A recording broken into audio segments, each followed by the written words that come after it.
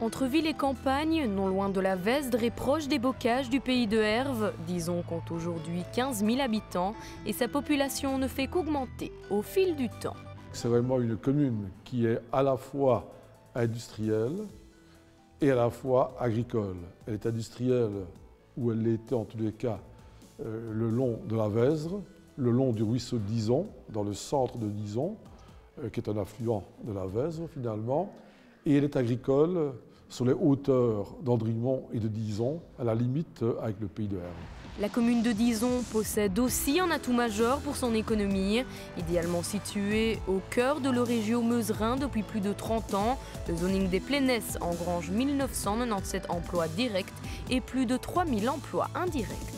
Aujourd'hui, la zone économique traditionnelle de Dizon s'est déplacée vers les hauteurs, vers les Plénesses, où il y a eu un zoning industriel, un parc économique extrêmement important, 175 hectares, dont 42 situés sur le territoire de Dizon.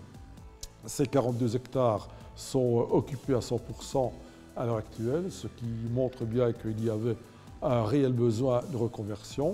Et cette reconversion n'est pas encore suffisante puisque la région wallonne a décidé d'augmenter la capacité du zoning, de l'étendre, et nous espérons qu'une partie importante de cette extension se situera sur le territoire disonnais parce que vraiment il y a des besoins importants en termes de main-d'œuvre à satisfaire. Le zoning des Plénesses est un outil extrêmement important de redéploiement économique et de reconversion industrielle.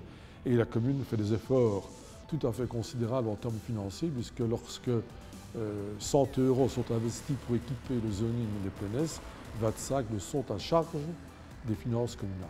Non fière de cette success story, la commune a aussi su redynamiser le centre dizonnais en transformant l'ancien site Interlac, un autre acteur économique qui fut dans ses années de gloire porteur de 178 emplois dans la région. On est parvenu à reconvertir le site, à éviter que ce site ne se transforme en chancre industrielle, comme c'est hélas trop souvent le cas dans la région wallonne, en Wallonie. Et par un concours de circonstances et surtout avec l'appui de la région wallonne et de différents pouvoirs publics, on est parvenu, notamment avec l'intervention d'entrepreneurs privés, de promoteurs privés, à réhabiliter ce site. Il le sera complètement d'ici quelques mois puisque les travaux d'extension d'Interlac, de réaménagement complet d'Interlac doivent être terminés pour juin 2014.